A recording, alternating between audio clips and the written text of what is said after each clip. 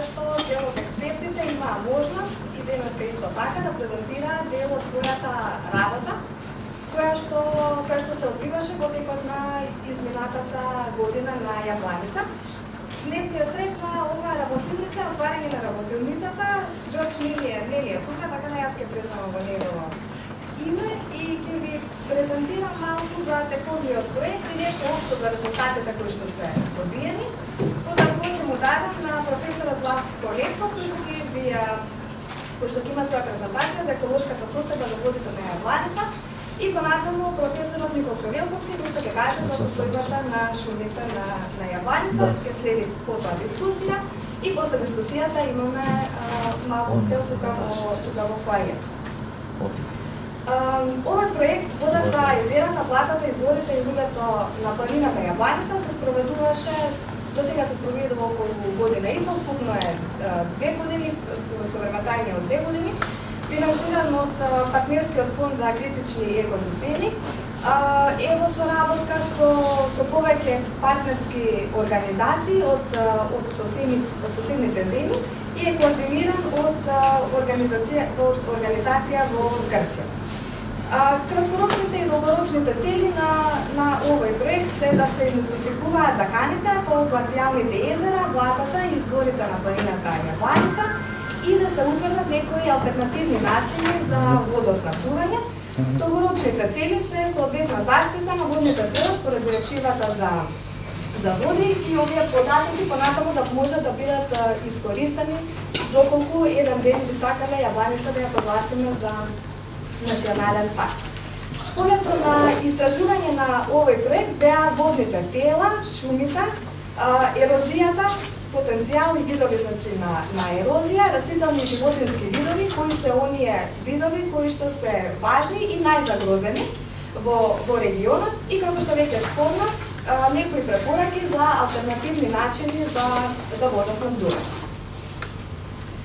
Методологијата по која што се одвиваше проектот, значи во текот на минатата година, во летниот период, експертите беа на терен, се испитуваа водите, се испитуваа шумите, се гледаше кои растенија, важни растенија се околу, кои што се загрозени или кои што не се загрозени, каков е нивниот статус и така натаму.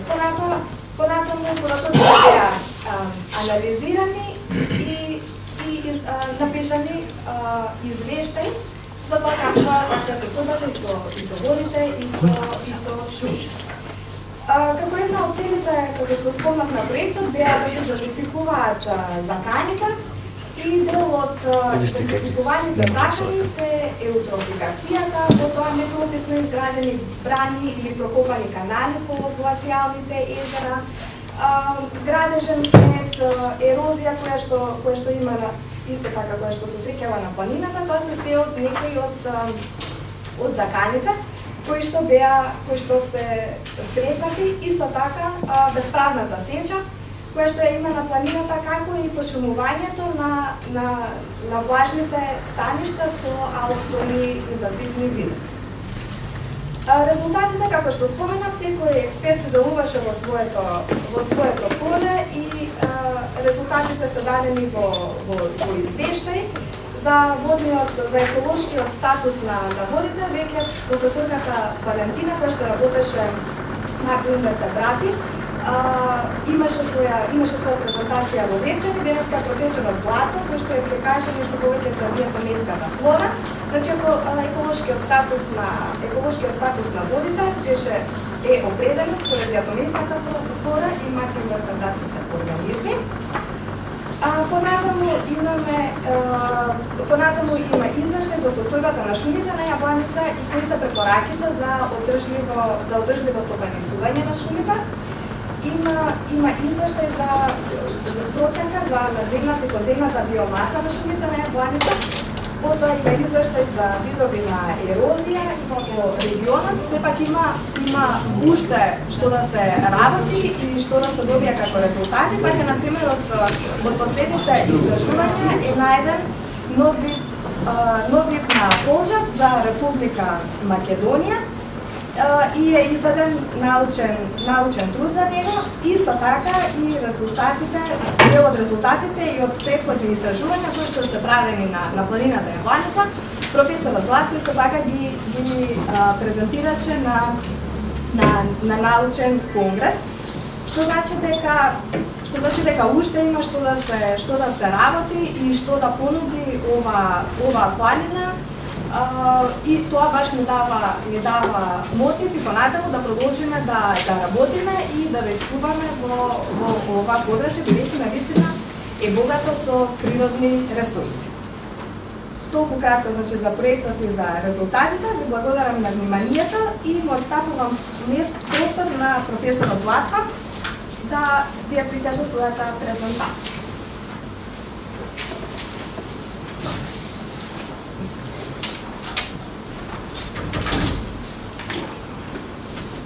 Добар ден на сите. Јас сум Златко Левков, професор на Природно-математички факултет во Скопје.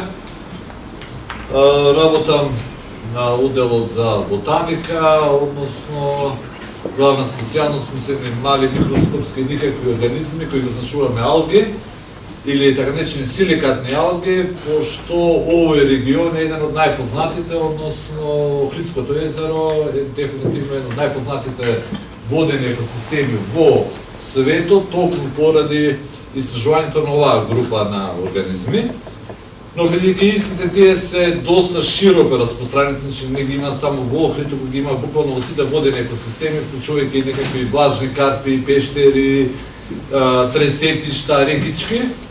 И бидејќи истите се поставени како доста значајни во однос на показатели во однос на животната средина, доста често се употребуваат и како индикатори или показатели за во минатото квалитетот на животната средина или квалитетот на водите, а денеска имаме нова номенклатура, нови имења, мораме да ги следиме трендовите на Европската Унија.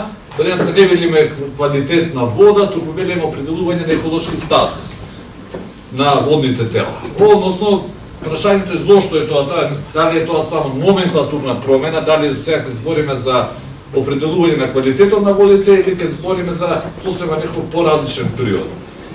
Имено се утврдено е дека поимот квалитет на води е економски, не е еколошки, и тој опфаќа пред се можност за искористување на водата како ресурс. Односно, ако порано имавме 4 категории, која што имаше прва категорија води за пиење, води за рекреација, води за наводнување и води за ништо, или прва, втора, трета и четврта категорија.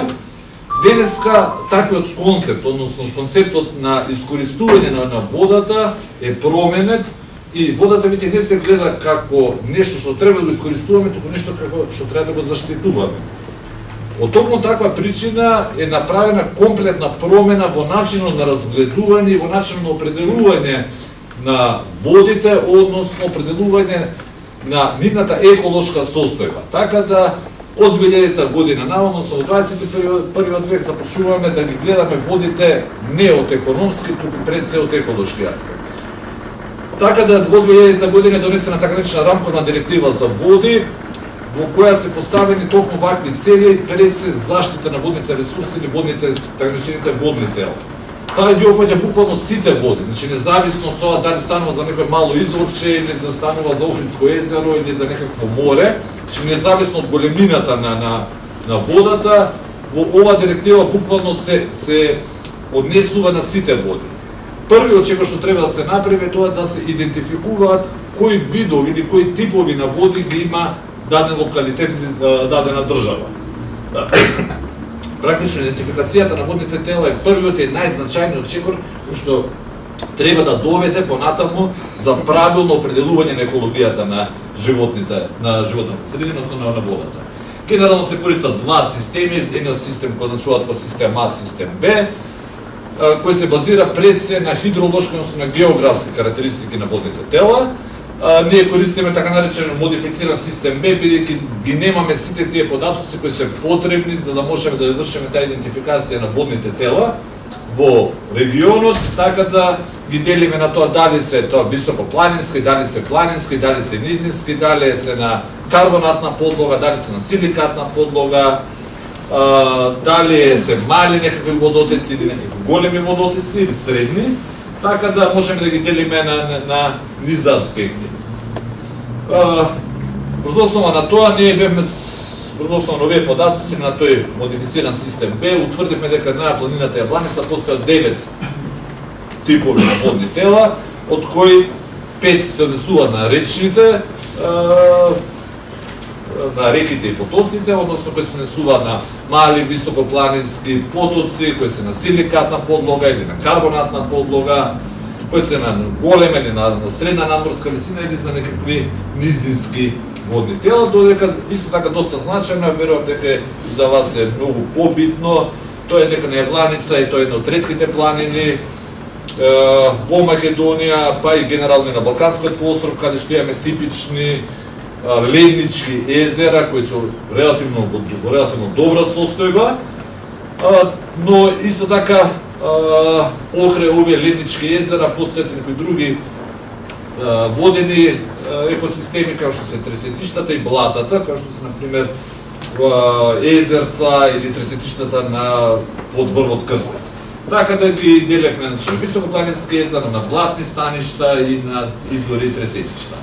Или вкупно на Јабланица врз основа нова можеме да идентификуваме вкупно три, иако вие велите постои една река, например ако земем Подгоречка река, во тој случај реката, бидејќи во горниот и високопланинскиот дел има едни карактеристики, која влегува во шумата, има сосема други биолошки карактеристики, делот кој што влегува веќе во полето има трети комплетно различни карактеристики. Заради тоа мора да биде поделена една сама река, е поделена на 3 водни тела врз основа на токму на овие параметри. Така практично успеавме да извршиме поделба на 22 различни речни тела и 8 езерски блатни, односно тресетишта. Тука само ги листам, бидејќи верувам дека повеќето од вас се многу позаинтересирани, позначени, ги сметаме како позначени токму овие езерски блатни екосистеми, како што се големото Лабунишко езеро, мало Лабунишко езеро или Лабунишко езеро само, зависи која карта ја користите. На едното место се означува како Локва, на друго место како големо Лабунишко езеро.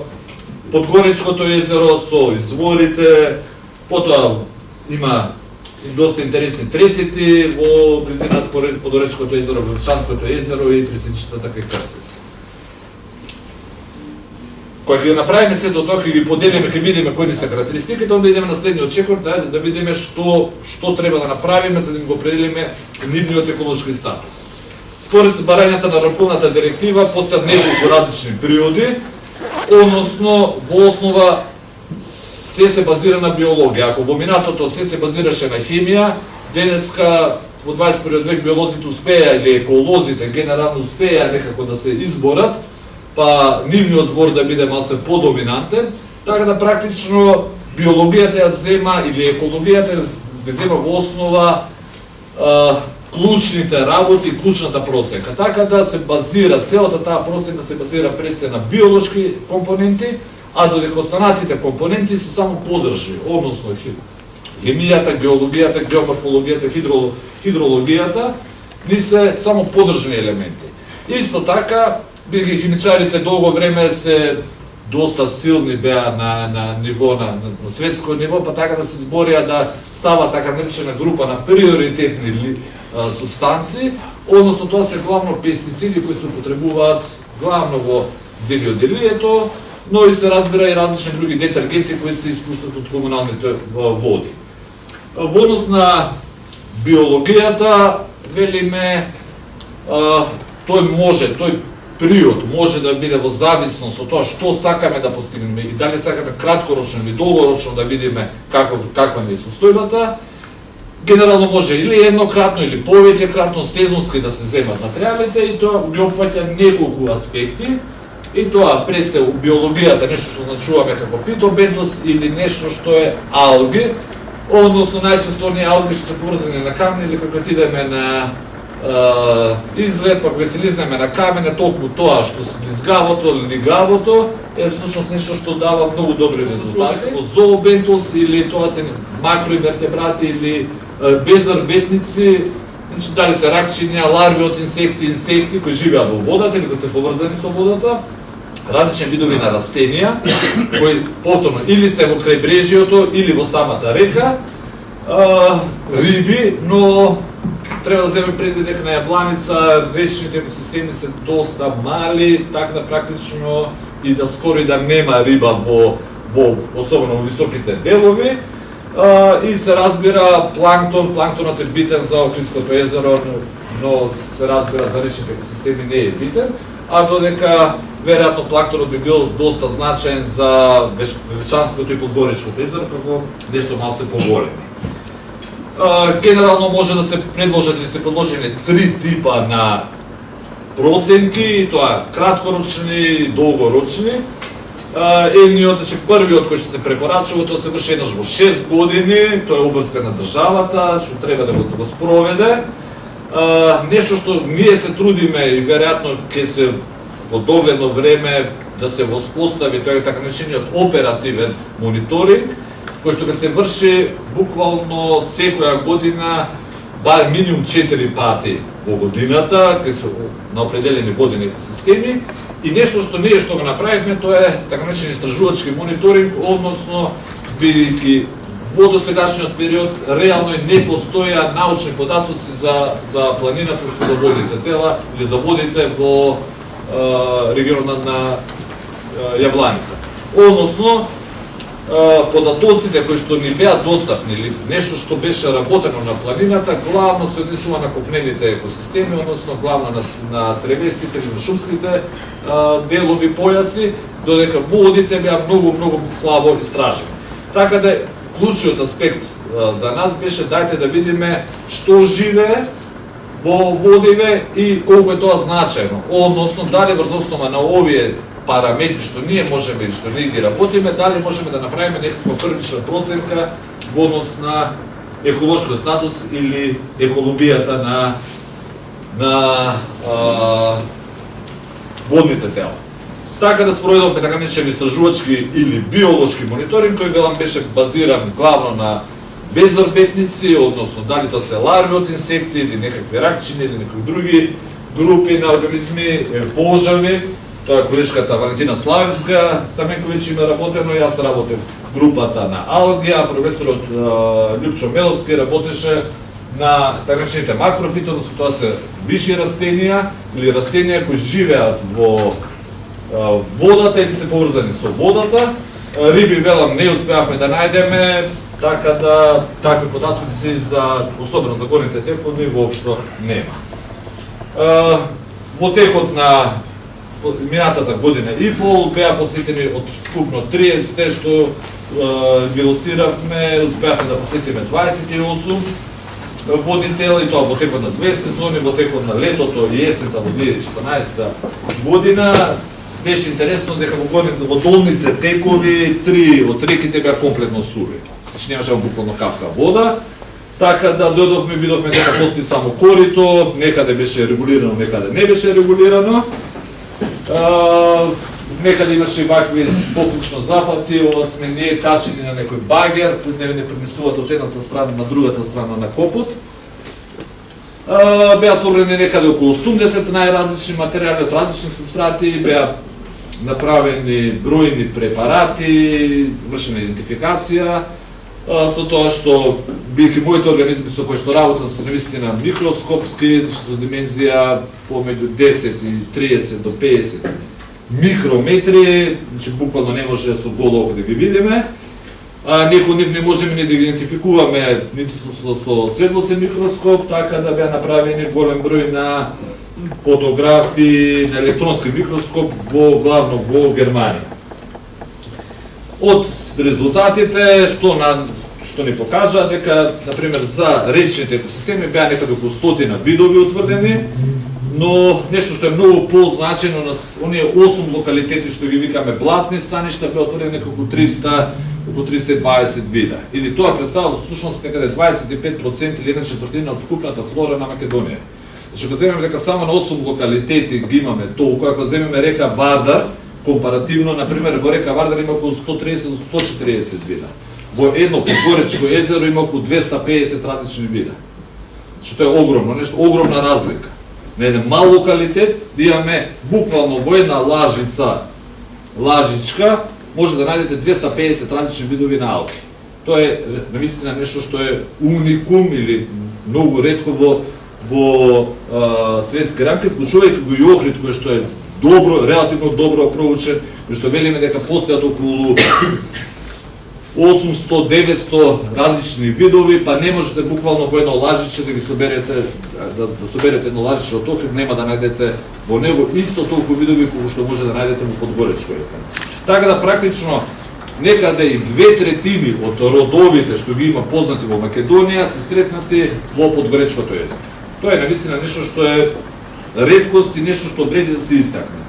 Другата работа што е исто значајно дека овие ставишта дел од нив поседуваат навистина ретки видови, поседуваат нешто што се сретнува само таму.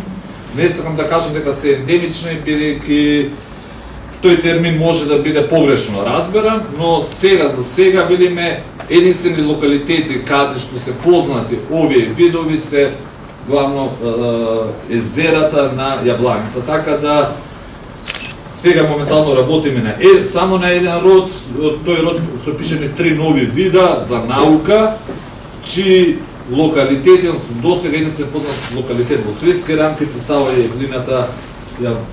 планината Јабланица, така да еден од нив има Јабланицензе, односно е посветен на самата планина. Нешто што исто така друго интересно дека имаме се уште работиме на оваа планина, имаме 70 години што да работиме. Најдовме 24 вида за кои што се уште не знаеме кои се, не можеме да им го одредиме идентитетот. Тоа би значило дека се потенцијално нови или пак потенцијално екстремно ретки. Така да со текот на времето се надевам во следните години ќе бидат веќе дел од нив веќе опишени, ќе биде оваа планина позната по тоа дека ќе има голем број на видови. Исто така што исто значајно ни прави проблеми, а тоа е дека имаме една широка лепеза на форми. Односно еден вид може да го најдеме во најразлични облици, има екстремно голема варијација. Тоа е повторно една клучна карактеристика за оваа планина. Например, кога ќе споредиме, Јабланица е многу слична според своите геолошки состав, според својата висина, формација со Шапланина. Ова на Шапланина го немаме видено. Ваква варијација. Иако велиме Шапланина е многу побогата и со планински езера, има по 25, минимум 25, некој била дека 80 постојат езера, ваква состојба ја немаме утврдено на Шапланина, ја имаме утврдено на Јабланица. Така да би истакнува оваа планина како нешто што е вистина екстремно вредно. Односно, меѓу другото, некаде крајот на 90-тите години е направена така речена црвена листа или видови кои се загрозени за централна и за средна и централна Европа. Така да имаме некаде 4 видови кои се екстремно ретки, 20 или некаде отприлика се на се околу 30 на видови кои се сметаат за загрозени и кои се сретнуваат на планината Јабланица. Исто така планината, бидејќи немаме некој големо влијание во однос на индустрија, особено во повисоките делови, велиме, главно не доминираат видови кои се карактеристични за такничните чисти води или мезотрофни, додека олиготрофни, додека долните текови на реките главно се доминирани од видови кои се малце потолерантни кон загадување, кон еутрофикација. Или на крајот, врз основа на сите овие податоци, мерења, броења, идентификации, правење на различни статистики, можеме да определиме каков е статусот на водниве тела. Според рамковната директива постојат 5 статуси, со тоа што терминот кај нас е многу лошо преведен, средниот, односно првиот не е со одличен, после добар, во основа не треба да стои прифатлив, туку треба да биде среден, но кај нас не знам зашто преведено како во официјалната номенклатура на Македонија е представено како преведено како прифатлив, иако според европските стандарди само одличен и добар се прифатливи, се останато е неприфатливо.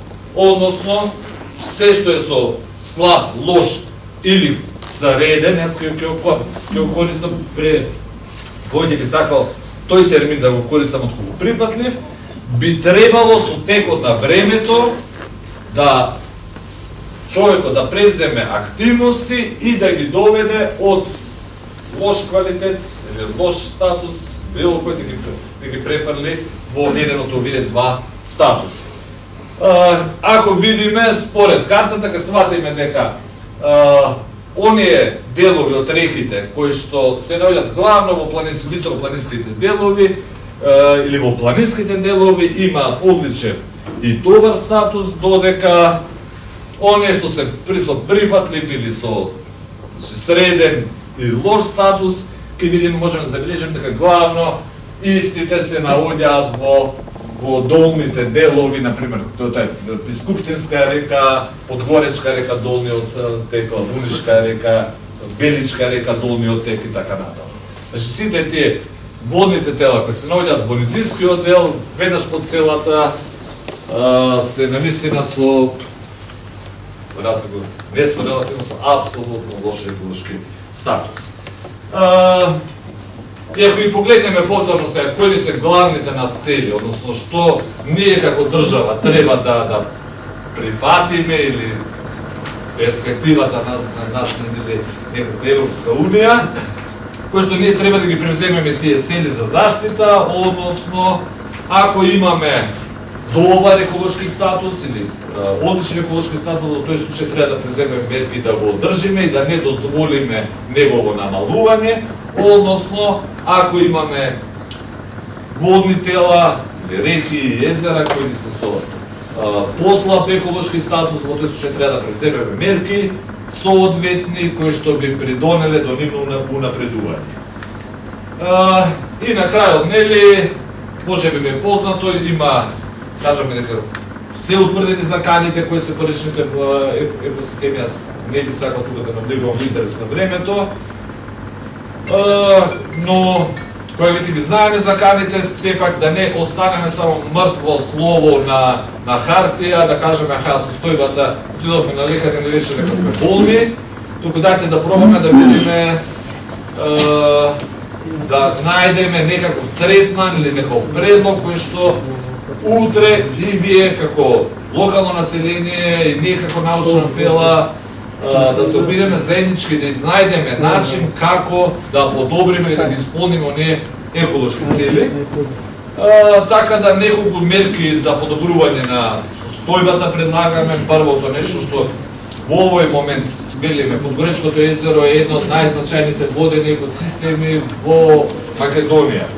Е екстремно богато со видови, е многу интересен жив свет се сретнува таму и од такви причини тоа езеро треба да биде и гордост на локалното население, но наистина и научна гордост на целата држава. Во таква насока треба ние да пробаме да изнајдеме начини како тоа езеро да го заштитиме. Односно, основната работа која треба да направиме први да знаеме што се случува со тоа езеро, кои му се главните проблеми и колку му се тие проблеми изразени. Заради тоа, втората работа, вториот чекор кој што ќе биде, е дајте да видиме колку таа вода што поседува езерото има ли можност или нема можност да се искористува за некакви човекови потреби. Заради тоа е потребно да се направи некакви пресметки, односно да се реално да се види каков е природниот хидролошки режим на езерото. Потоа, значи, покрај Подгоречкото езеро, големото Лабунишко езеро исто така има цевковод, има резервоар кој што повторно се користи за вода или за наводнување за пиење. Малото Лабунишко езеро веќе постои канал прокопан кој што повторно се користи таа вода главно за наводнување. Професорката Цветанка Поповска, она беше вклучена како хидролог, беше вклучена во рамки на овој проект, кој што требаше да изнајде алтернативни решенија во однос на водоснабдувањето. Велиме, окей, имаме навистина планина која е колку толку богата, сепак не е сиромашна, не е Плачковица или деловите од Источна Македонија кои се навистина сиромашни со вода, сепак оваа планина поседува доволна количина на вода која што може да биде искористена како вода и за пиење и за наводнување, но дајте да видиме колку од тоа е одржливо, колку ние можеме да искористиме, а сепак природата да се оставиме колку долго заштитена. Бидејќи во одредени региони и во одредени сегменти, еве да речеме Лабунишка река скоро и да не постои. Односно во шумскиот дел, почнувајќи од горниот дел, доле навистина нема капка вода. Се дали е тоа правилниот менеджмент на реката или не, тоа е веќе дискусија на која што можеме со хидролози и со биолози да дискутираме, но сепак ние како биолози сметаме дека постои можност, постои начин каде што и човековите потреби ќе бидат задоволени за вода за пиење и вода за наводнување, а од друга страна сепак природата да се остане добар ден. Колку толку заштитена и колку толку во природна состојба. Така да главната наша препорака е тие мерки кои што се предложени од хидролози да бидат прифатени, да се изнедат соодветни начини на користење на водата, бидејќи на таков начин бенефит ќе има и локалното население, и биологијата, но и државата генерално во целост. Така да не е само да дискутираме ние тука, окей, ние сите имаме, верувам дека економијата за сите нас е битна. Јас сум буџетар, земам пари од примарното производство. Ако нема примарно производство, нија пари ќе не можам да земам плата, така да економијата на сите не е јасно дека не е примарна. Но кога збориме за води, дали повторно ќе гледаме само тој економски аспект и дали ние долгорочно треба да размислуваме што ќе оставиме на нашите деца. Затоа што проблемите со климатските промени укажуваат дека 2050 година може до 30-40% да има намалени количина на води. Онда е едно нерационално искористување на тие води и оноа што ќе го имаме, што го имаме во моментот, дефинитивно ќе го изгубиме. Така да нашата цел е токму со овие препораки преку овој проект да проба да се поврзе локалното население, локалната заедница, оние странки кои што се заинтересирани како што се шумското стопанство, како што се месните заедници, да изнајдеме заеднички и пари и пред се за вас за инфраструктурни проекти, а вие да не искористите овие податоци наши, за да можете со нив да понатаму баратате и да барате соодветно решение на проблемите што ги имате. Аз благодарам на вниманието. Благодарам на професорот Златко за неговата презентација и сега би сакала да го поканам професорот Николча да презентира за состојбата на шумите на планината Јабланица. Благодарам, Ивана. Значи, добар ден и од мене. Јас сум Николчо Велковски, работам на Шумарскиот факултет во Скопје, специјалност ми одборувањето на шумите. На истата катедра работам, истражувам. Во својот работен век 10 години работев во јавното предпријатие на Хрватски шуми, на степенисување со шумите, а последните 10 години работам на факултетот и покрај научната работа, имаме и стручна работа, учествуваме и во проекти, истражуваме. Така да во рамките на проектот Водата за езерата, Блатата, Покритите и лужите на планината Јабланица вршивме вредени истражувања и на шумите, со нашите видување, запазување ги имплементиравме во еден извештај. Изработивме еден прирачник за одржливо стопанисување со шумите на Јабаница, кој што веќе се дели на 3 јазици.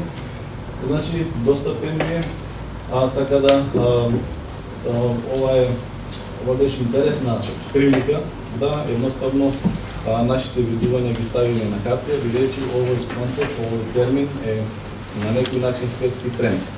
Сега во ова презентација се обидам да го појаснам малци, да ја прикажам состојбата на планината Јабаница, комплетно со не само од аспект на метките, стопанисување, туку и од предностите со кои што располагаме и потоа ќе може да дискутираме. Се надевам дека ќе го задржам вашето внимание.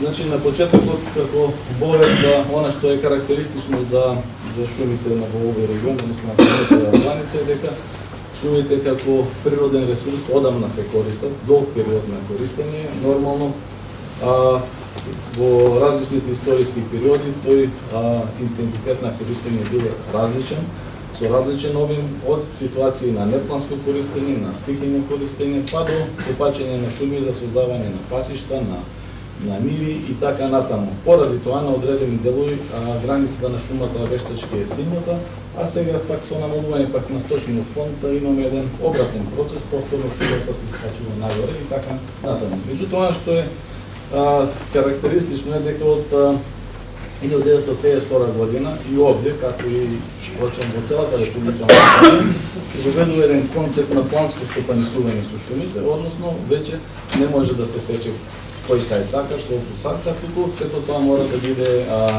имплементирано во план и се става одредена рамка. Како резултат на тоа, значи ние успеавме да ги зголемиме површините со шуми, да се зголемат не само по квалитет, туку и по квантитет. Меѓутоа, во светот, сега во последните 15-20 години, од 1993 година натака, во тренд е еден понов концепт, кој што се вика одржливо стопанисување со шумите и кој што обврскани да го промовираме и во Република Македонија, затоа што овој концепт покрај гледаштето на шумата како природен ресурс, како ресурс кој што наоѓа употреба во економијата и во местното население за огрев и така натаму, може да се користи на еден малце по-софистициран начин без да се направат одредени штети врз природата. Значи, тоа е основната поента на овој концепт. Значи, грижата е да се покрај, да се води грижа и за еколошките, и за општествените, и за економските аспекти на шумарството. Значи, одржливото стопанисување со шумите мора да ги следи принципите за заштитата на биолошката разновидност и низиното одржливо користење. Истите тие се дефинирани и предвидени со Конвенцијата на биолошка разновидност од 1992 година. Затоа, од тогаш всушност почнуваат да се усогласуваат принципите за одржливо стопанисување со шумите, кое што денес представува еден општо прифатен концепт во светот. Значи, постои дефиниција за поимот одржливо стопанисување со шумите, кое што е утврдена на Министерската конференција за заштита на шумите во Европа, во Хелсинки, во 1993 година.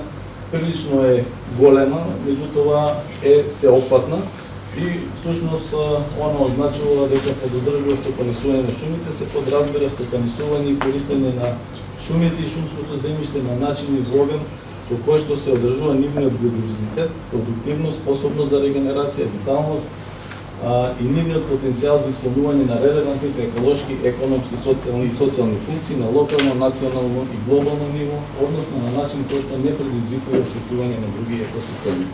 Значи, оваа дефиниција е усвоена од ФАО, од Организацијата за храна и земјоделство. Сега имајќи го овој предлог и овој тренд и во Република Македонија, во основните законски акти, како што Закон за шумите, Закон за заштита на природата и другите, полека се вметнуваат одредени принципи од концептот на одржливо стопанисување со шумите. Значи, исто така и стратегиите кои што ги правиме за и нашите развојни планови се повеќе ги имплементираме овие концепти. Значи, не е тоа апсолутно нова ситуација за Република Македонија. Ние со стопанисувањето со шумите се бавиме веќе повеќе години. Ние имавме една дефиниција, како е подразбирано, значи тоа представува обновување, заштита и користење на шумите, преку обнова, нега, подигање на нови шуми, користење на шуми и шумски земјишта, какви активности за одржливо унапредување на шумата и нејзините функции. Значи, меѓутоа, разликата е во тоа што сега одиме доста пошироко со одржливото стопанисување, се зема во предвид биолошката разновидност и едноставно малце по-екосистемски се гледа на овој концепт.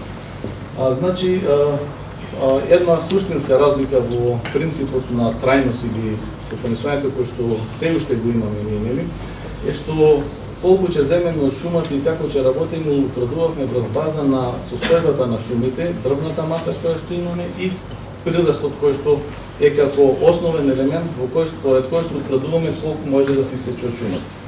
Значи, меѓутоа, во концептот на одржливо стопанисување не е тоа единствен параметар. Значи, тука се гледа и за карактерот на шумата, физиономијата, потенцијалот за обновување, заштитата на биодиверзитетот и така натаму. Значи, затоа е потребно да се премине полека на тој концепт на одржливо стопанисување со шумите. И сега во поглед на она што располага планината Јабланица, нели, со кој е шумскиот фонд, нели, вкупната површина од шумите изнесе околу 15.182 хектари, значи од кој што обрасната со шума е 13.360. Шумското земјиште е околу 1.821. Значи, две шумски стопанства, кои што е во состав на јавното предпријатие на Којански шуми, стопанисуваат со овој простор, тоа е шумското Јабланица од Струга и Гребар, и кој што за едноставно полесно управување, стопанисување и менеџирање на шумите, сите тие шумски делови имаат двоено во шумско-стопански единици. Доколку ја погледнеме структурата на шумскиот фонд на планината Јабланица, ќе видиме дека 39% од шумите се од така наречени вегетативно или изданково потекло. Додека пак, односно обратно 39% се од генеративно, а дури 61% се од изданково потекло. Тоа е поради карактерот на досегашното стопанисување и големата примена на чистите сечи, особено во минатото, и затоа поголем дел од шумскиот фонд ни е од изданково потекло. Ова е драстична разлика како изгледа шума од генеративно потекло и шума од изданково потекло. Ги имаме и двете на планината Јабланица. Согласно структурата на шумите според составот, значи 76% се чисти шуми, додека 23,7% се мешани шуми, што значи дека поголем процент од шумите се чисти. Во поглед на дрвната маса, 89, односно 90% припаѓаат во чистите шуми, додека во мешаните само 10%, а тековниот прираст е поголем во нормално во чистите 76, додека 20%. Значи, гледаме дека чистите шуми се со доста подобар квалитет за разлика од мешаните. Во поглед на површината, дрвната маса и прирастот на чистите шуми по видови, може да видиме дека буката е најзастапен вид на дрво, значи 52,5% од територијата е од бука, потоа давот горни. Во поглед на дрвната маса, дури 77% од дрвната маса се наоѓа баш во буковите шуми, додека 12% во боронови.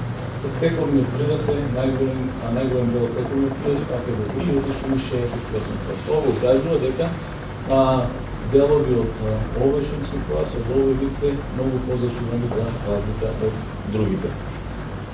Во поглед на површината, дрвната маса и прирастот на мешаните шуми, може да се види дека по површина најмногу има благон белгаворови шуми, тие зафаќаат 21% од површината, потоа давот фоскачи белиот гавер, а на трето место се буката и давот горни. Најголема дрвна маса пак имаме во буката и горунот, значи мешаните буково горуно шуми 27,5%, потоа во фоскача и белиот гавер, а понатаму горунот и белиот гавер. Најголемиот прираст е во фоскач белгавер, потоа во буката и горунот. Значи тоа се стручни показатели кои што едноставно ни ги даваат основните податоци на кои што понатаму може да се види кај оди развој, дали оди во позитивна, дали во негативна насока. Интересно е, например, ако погледнеме застапеноста на бел борс, врче и дублази. Ова е со жолта боја. Ова се всушност вештачки создадени екосистеми по пат на пошумување. Значи, тие не се дело на природата, него дело се на човекот. Значи, решено е на одредени ерозивни, деградирани површини, голи површини да се подигне ваква шума. И сега видите во поглед на површината колку зафаќа, во поглед на колку прираст има. Значи, ваквите шуми се многу продуктивни и даваат дрвна маса. И прираси за тоа е една од причините за кои што се подигнувани, за кои што после ќе збориме и за кои што има доста дебати, особено меѓу нас и биолозите, требало или не требало, зошто баш овој вид, зошто не друг и така натаму. И што една од причините ради кои што се садени е нивната голема продуктивност на дадено месторастан. Сега во распространувањето на шумите според видовиот состав е јасно прикажано на новите карти. Јасно се издвојува буковиот шумски појас, кој што е подалеку од населените места, затоа и позачува. Далговиот појас, кој што е доста со кафеава боја на капата, доста е поблиску до населените места и затоа во најголем дел е од зданковиот простор, деградиран и така натаму. Значи, на оваа карта се прикажани и одредени по-карактеристични состојни, одредени состојни од морите, за која што ќе зборувам после малце, интересно е. Имаме на одреден дел и силно деградирани широколисни шуми и така натаму. Сега, доколку збориме за структурата на шумите според дрвната маса и годишниот прираст, може да кажеме дека купната дрвна маса на шумите на планината Јабланица изнесува 1.364.000 метри кубни, од кои што на хектар е 102,50 метри. Тоа не е некоја голема дрвна маса на хектар. Годишниот тековен прираст е 20.186, а на хектар е 1,86. Тоа е нели испод просекот на ниво на државата, кој се несува за метри кубни. Зошто е важен овој показател? Затоа што врз база на него се одредува колку може да се сече со шумите. Така е добиен дозволениот годишен сечив етат, кој што изнесува 18.013 метри кубни. Значи, обично, тоа е принципот на трајно застопанисување, кој што го спомнав малце пред тоа. Значи, според кој утврдено е дека шумите на планината Јабланица секоја година прираснуваат со 25.186 метри кубни, значи тоа е ново дрво кое што се акумулира, а дозволено е да се исече 18 метри кубни, говориме нели за законска работа, и затоа имаме постојана акумулација на дрвна маса во шумите на планината. Планината Јабланица се разликува и со прилично разновидна структура, голем број на шумски заедници се застапени. Не ги читам, ги имаме овде во табелата. Значи, ова е доста интересен показател, кој што ја надополнува вкупната биоеколошка вредност на шумите од рачето. Значи, сега во поглед на стопанисувањето, например, и користењето на одредени практики на планината Јабланица, значи, имаме различни ситуации. Една доста употребувана мерка се проведите. Овде може да се види како оној кој што работа инженерот, сосема совесно, сосема квалитетно изврши целата работа. Извршени се прореди, на кои што едноставно после пак шумата исто како да не е чепната. Значи, тоа е еден пример дека може добро да се работи, да се стопанисува. Или потоа користиме се и други практики како оплодна сеча, која што е мерка која што треба поттикне природна обнова, исто така и групинична превирна сеча. Значи, овие се доста одржливи, доста соодветни практики, квалитетно извршена работа на терен и нормално е шумата се гледа дека е со подобрена и со квалитетна структура. Меѓутоа, факт е дека ги имаме и чистите сечи, додагови букови шуми, кои што едноставно не изгледаат баш така добро, како овие претходните. Имаме и интродукција на алоктони видови дрве на одредени делови, посебно се дискутабилни одни околу блатата, затоа што ова се на некој начин важни станишта за биодиверзитетот, за истражување. Значи, она што треба да не биде поука, не треба да садиме многу блиску до ова, значи, треба затоа е потребна соработка на различни професии, различни пери, за едноставно секој од својот аспект да го каже она што е важно, за да може да се изнајде компромис, да се најде она што е најдоброто, да ги го интересно на сите. Посебен проблем кој што е воочлив на планината од граница е бесправната сеча. Значи, веројатно сите ја гледаме и е проблем, голем проблем на сите во државата. Меѓутоа, она што е многу добро и што е многу интересно на планината од граница е што на одредени делови постојат и многу добри зачувани шуми со високи конзервацијски вредности. Една таква шума успеавме да најдеме кај манастирот Свети Спас, тоа е една прашумска шума, стара шума со прашумски карактер, која што се одликува со голем број на стари дрвја со високи вредности, има голема количина и на падната дрвна маса, има повеќе видови на дрвја и е наистина една изворна, една енклава на типичен пример на шума со висока природна вредност, која што понатаму треба да се зачува и може да биде и белег за идентитетот на луѓето овде, за пример како едноставно нешто зачувано од овој дел.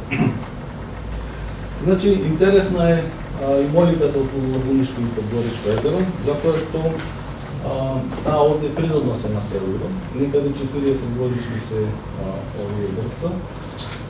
Знаете, моликата е ценет вид на дрво, тоа е балкански ендемит, терцијален реликт, ја има само на Балканот.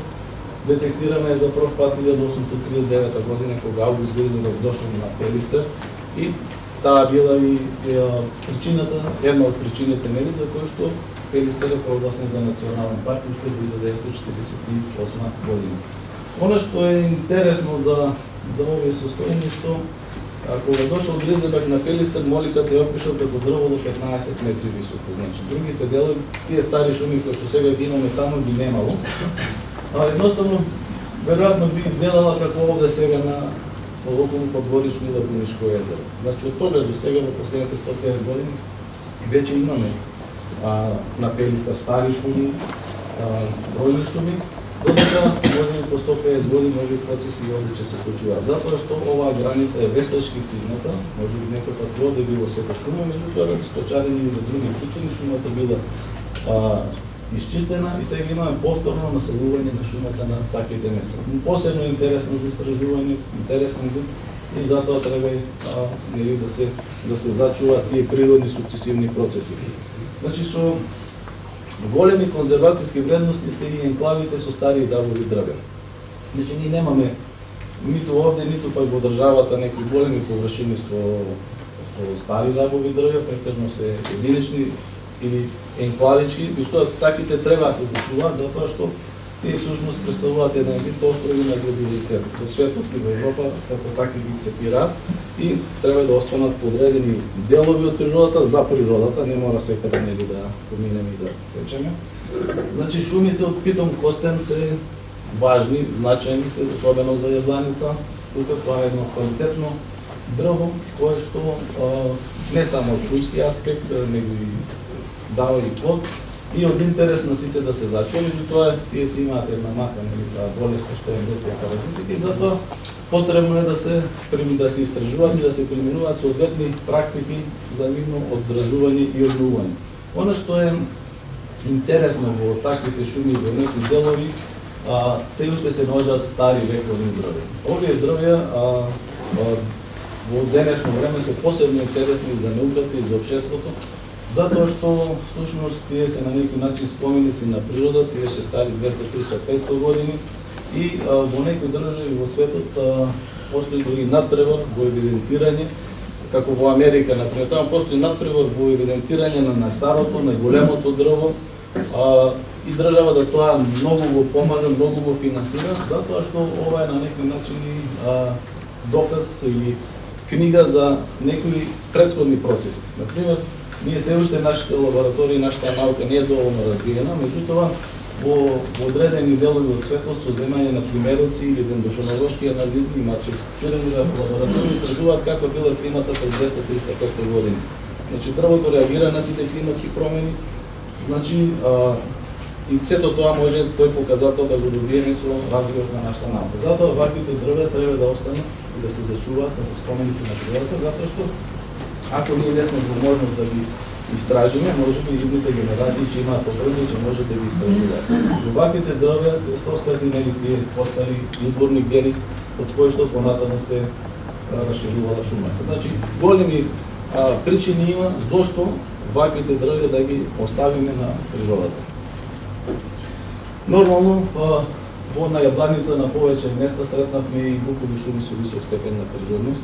Тоа е таму кај што делот практиките се спроведени, да едноставно човековата активност многу не се препознава, значи тие се исто така вредни делови, и рипарската вегетација си има посебно значење, или водите се важен момент, потребни се на сите, таму кај што нема шума, нема ни вода, тоа е факт, и затоа особено треба да се внимава со вегетацијата околу водите.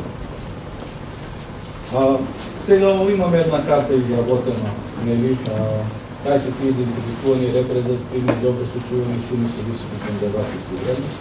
Овде е и споменикот на природата, нели, Бешчани, се уште, мислам, издвоено е веќе прогласено, и другите локалитети кои кај се наоѓаат.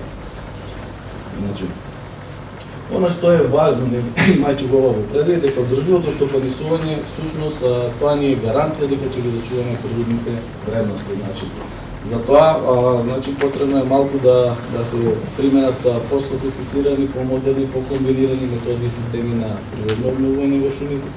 Треба да ги идентификуваме и зачуваме сите шуми со висока природна вредност.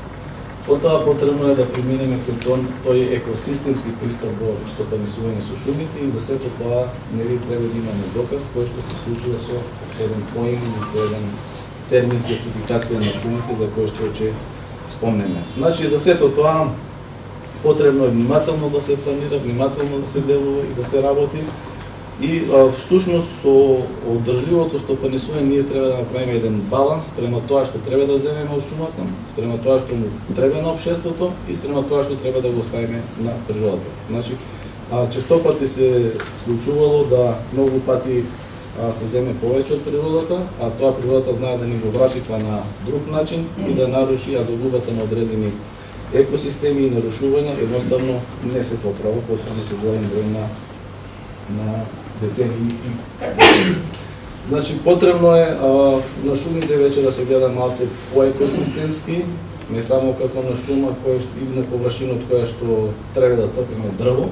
Едноставно, целиот тој простор кој што е внатре треба да го гледаме, да го валоризираме и на тој начин да ги планираме нашите активности. Тоа е затоа што шумите се еден сложен екосистем, и затоа што 90% некаде од крупнените растенија имаат потекло од шума. Значи, изворот на животот е од водата и од шумата.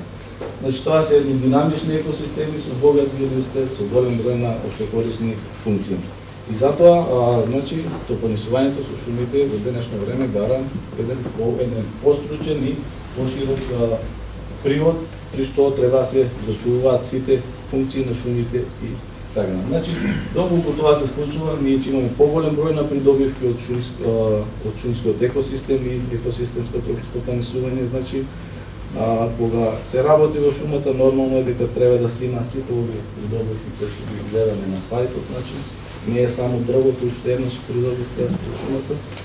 И нормално е, треба да ги гледаме функциите на шумските екосистеми од еколошки, економски, социјален, пейзажен, туристичко-рекреативен, заштитен, културно-историски и така натаму. И сето тоа, ако го добро правиме, ние може да добиеме сертификација на шумите, кој што во светот веќе масовно се прави, а тоа е дека доказ дека одржливото стопанисување со шумите, кој што ни го идентифицира трета независна страна. Значи, се надевам дека не бев многу долг и дека ви посочи одредени вредности, презентацијата беше интересна. Јас ви благодарам на вниманието. Јас им благодарам на двајцата професори за нивните исцрпни презентации, за тоа каква е состојбата и со водите, и со шумите, и кои понатамошни чекори би требало да се преземат како да ги користиме овие ресурси уште долги години. И сега би сакала да отворам дискусија односно денешните презентации, што имате да прашате, да ни посетите, да ни кажете, нешто да ни попаните или да се пожалите. Би отворила дискусија која сака да земе слово.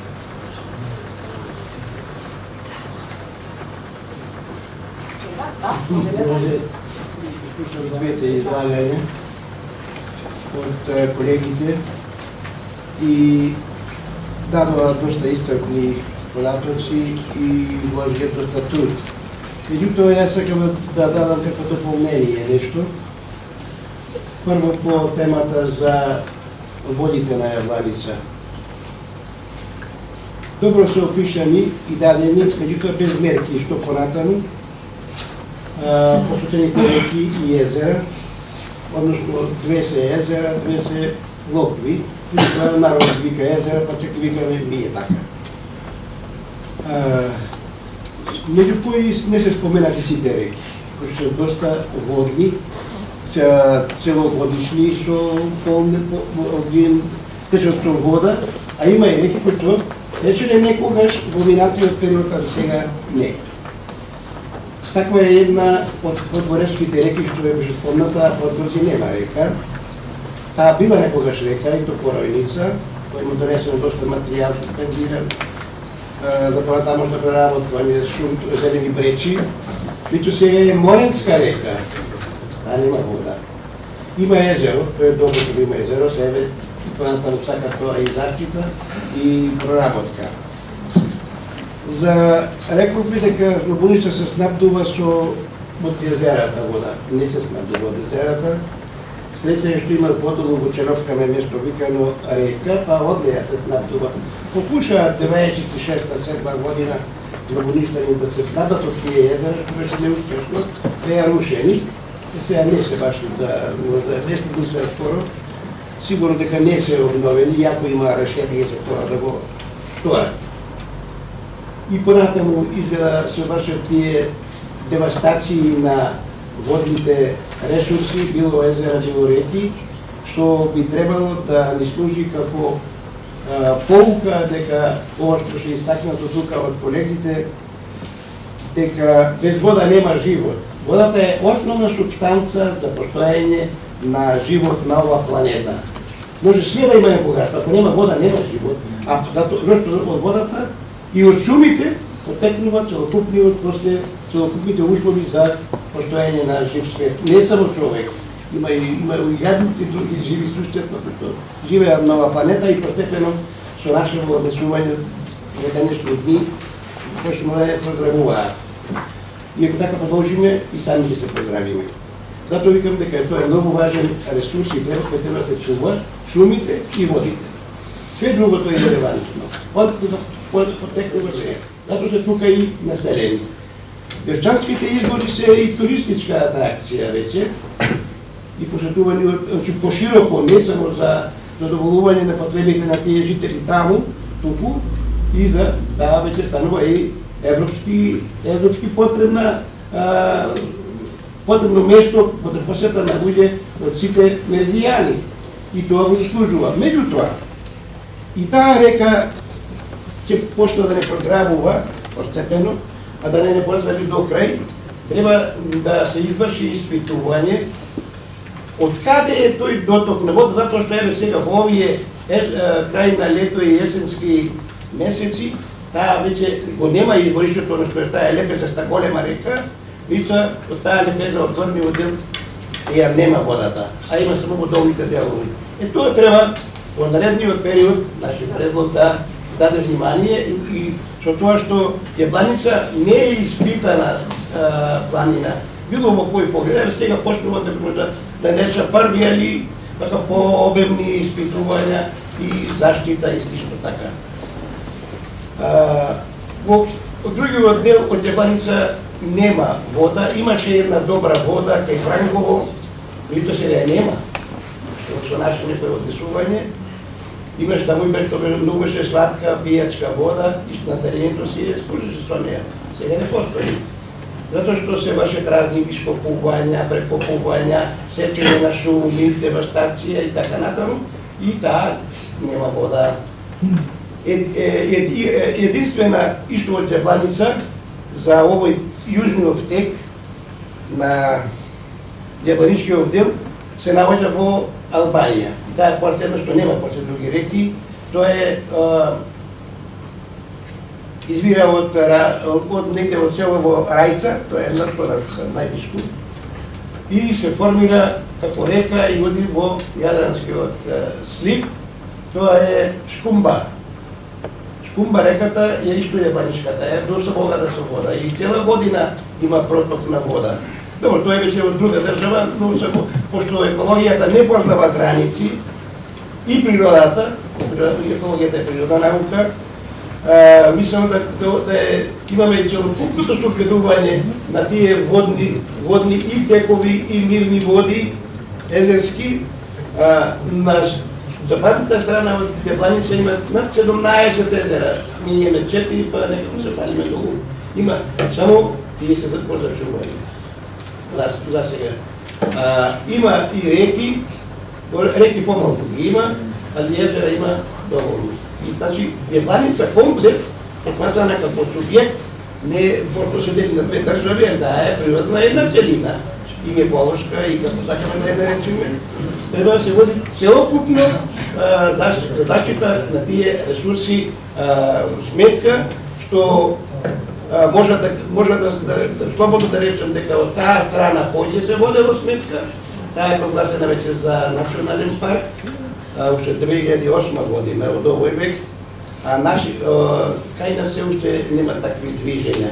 Имаше кај екологистиве, еколозиве, меѓутоа оно кај што треба, че екологистиве кои не прогласуваат паркови национални, прогласува државата, владата и така натаму, кај нас тоа уште не е сторено.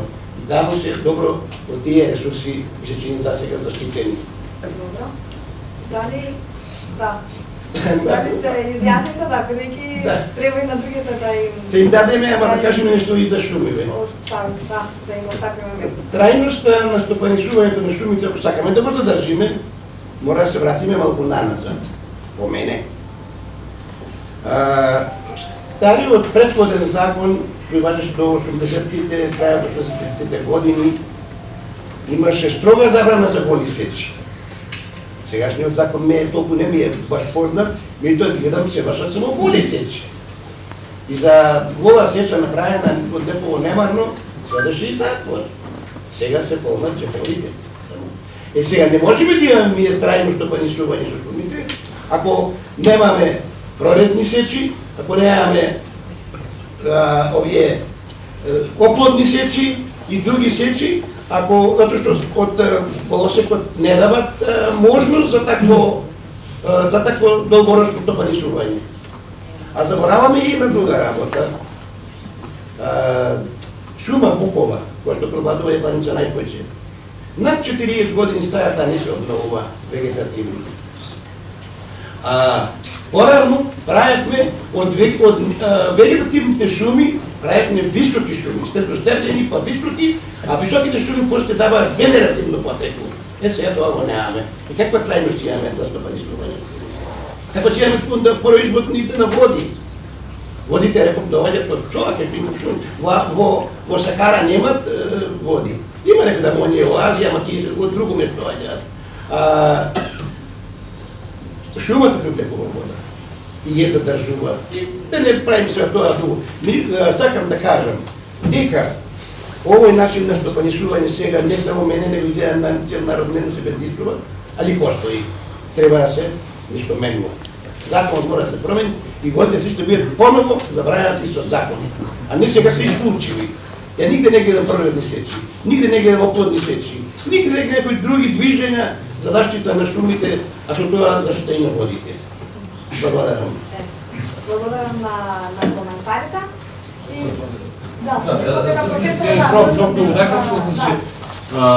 Во интерес на времето, што ми рекла 20 на минути дека имам, прозорската работа е дека за 45 минути да збори, Па се трудев да не ги спомнам сите речни екосистеми, зашто само оние проблеми кои беа клучни.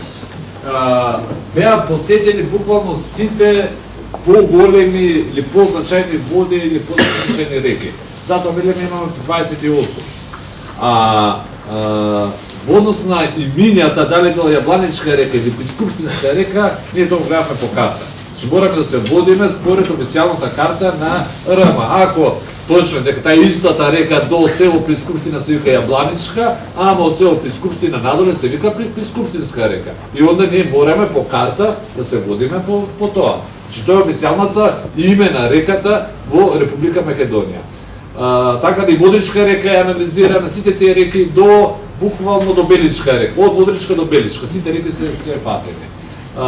Така да со однос на таа на ваши, тези две ваши забелешки на семињата и во однос на дали се сите фатени и навистина јас бев вклучен во делот кој се вика за екологија. Колешката се така беше вклучена во однос на хидрологија, кој од каде се снабдува, колку има потреби, колку има жители и така натаму, сите тие пресметки ги работеше колешката. Јас во овој момент наистина не можам да кажам кое село од каде и колку се снабдува со води и зашто ги троши водите. Јас можам да ви кажам како е моментално еколошка са или квалитетот на водата, народски кажано, на водните екосистеми на Јабланица. Така да се направил грешка, да сме рекол дека Лабуниште се снабдува од Лабунишка река, извинете, не сум веројатно моја грешка. Извинете. Да, значи апсолутно се согласен што кажа колегата Господова, ги лоцираше нештото.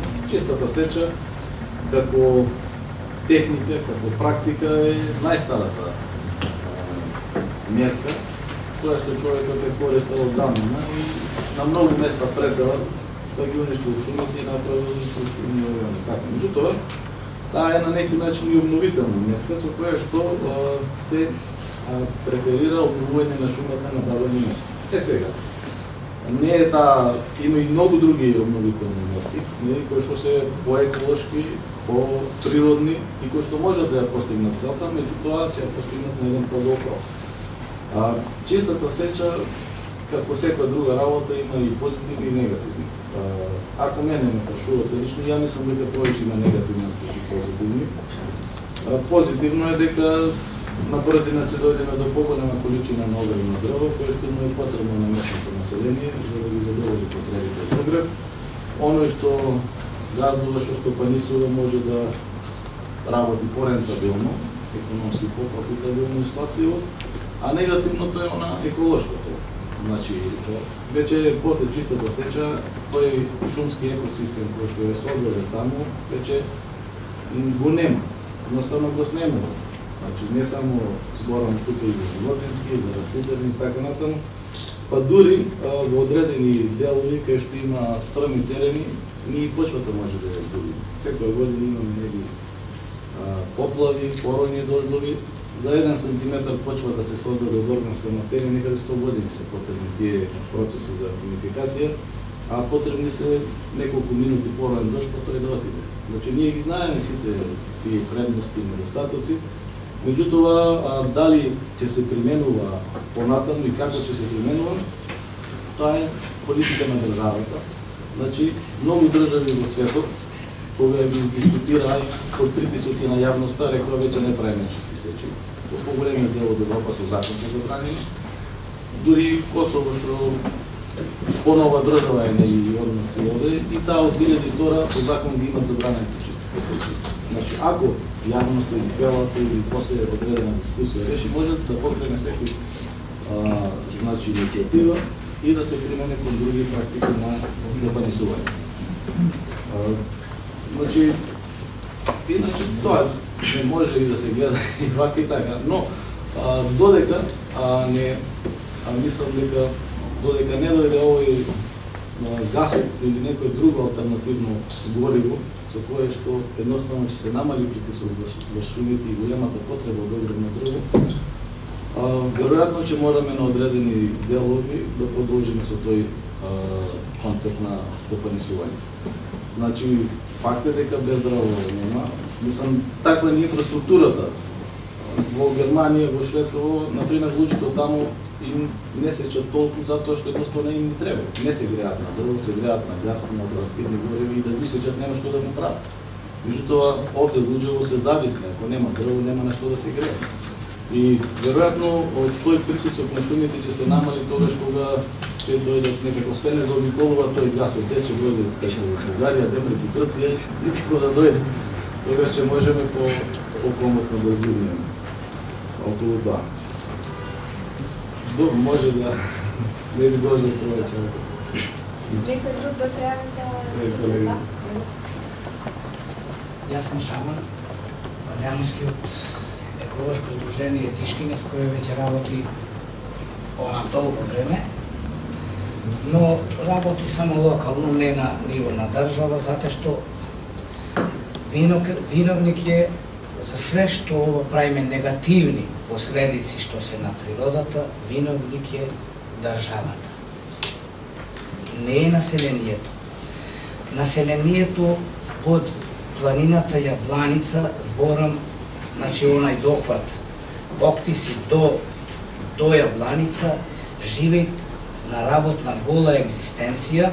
Народот е, значи, приморан да влечкат соколици или прикриено да земат дрва, да обстанат во зимата, што не е оправдано, вистина.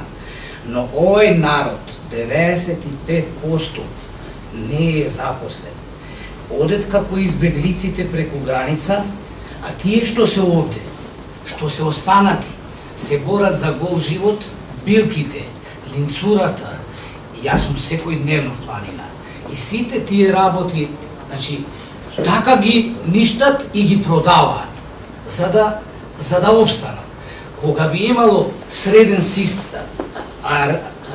систем добар, кога ние би имале сите услови овде, не би се случувало ова. Па со смеќето, што ако сме еколози овде? Овде сите сме еколози. Ние сме удаени со смеќе. Ние сме удаени со фекалните, со канализациите кои ни се по селото, кои не уништуваат години и ние сме оболени од канцер. Многу голем број, не знам процент, кои секоја година умираат на ова подрачје, предпоставувам, не су стручњак од тие проблеми. Вие си кажавте добро, си кажавте за микроорганизмите и за шумата, добро си кажете вие.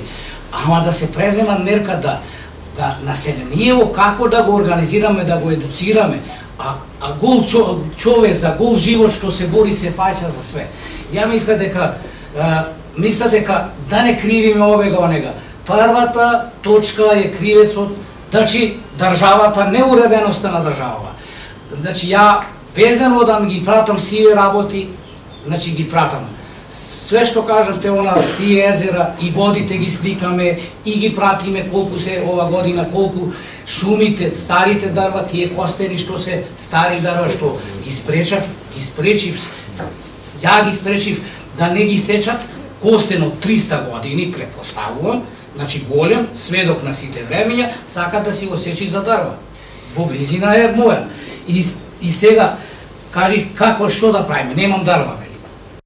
И жалосно е. Ова ја сакам да кажа дека не се виновни овде, значи, населението за ништо. Не се виновни и она што се прави штетата. Штета се прави нормално, каде му е поблизу со околицата, имаме и дури доста пријави овде што тие сиротиња со колици се фатени што се на суд по 2000-3000 евра казна сега од негде треба да истат. Фала, благодарам, значи ја малу су емотивно, значи делувам заради ова неправда. Значи, јас сум да ви одговорам, значи не сме тука дојдени ние и вие. Ја мислам тука се гледаме сите дека сме на исто на иста насока. Но решение. И втората работа, не сме тука да бараме сега виновници. Значи ние сме дојдени да кажеме, луѓе, имаме одреден проблем, значи не кажуваме дали е владата, дали е локалното население, дали е општината, дали е некој виша сила проблем. Не, имаме ние проблем да пробаме за заеднички сили.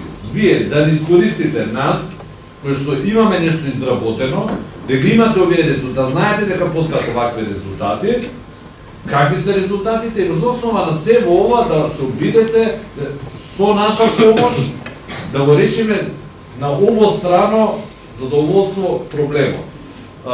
Без да бараме тука кои се виновници и дали некој повеќе или некој помалку. Јас апсолутно ве разбирам. Точно. Сега да кажеш што има пари повеќе, има помалку проблеми. И во фамилијата, кога нема пари, со жената се караме. Кога има пари, се е супер. Значи, јас се апсолутно разбирам економската состојба на населението во Македонија. Ама, поентата на нашиот состанок сега не е да пробаме да ви информираме, да знаете што се ви знаете проблемите, но еве се да слушнете и од научен аспект и да пробаме со заеднички сили да ги надминеме сите тие ситуации на обострано задоволство. Воре?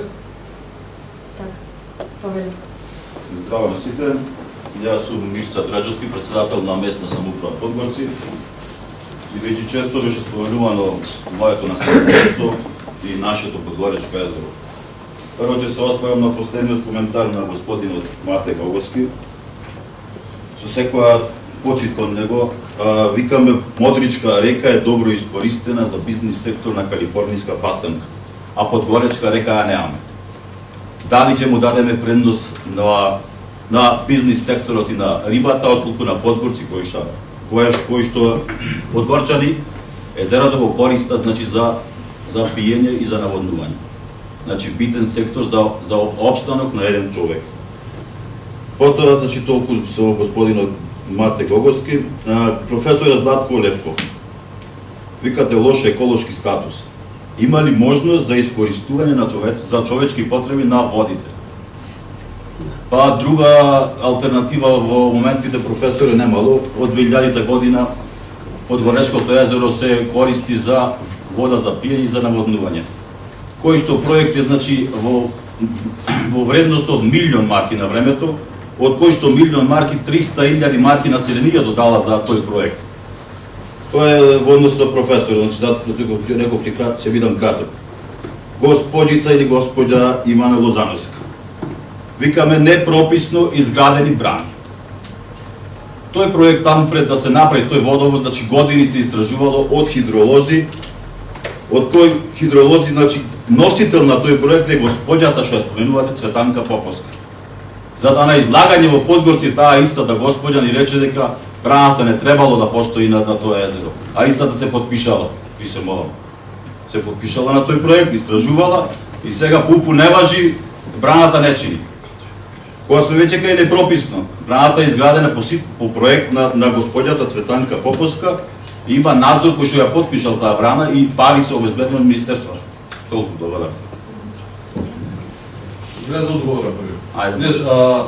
Водно се лошиот еколошки статус, искрено кажано, не е разбрат премногу. Дали мислите дека вода со лош еколошки статус дали може да се искористи за човекови потреби? Тоа ме прашувате? Вие спомнавте дали има можност за искористување на водата за човековите потреби? Значи не, ако е со лош еколошки статус, тоа значи дека е апсолутно... Па не станува за лош еколошки статус. Генерално ме прашувате како е еколошки статус на Подгоречко езеро. Буквално за Подгоречко.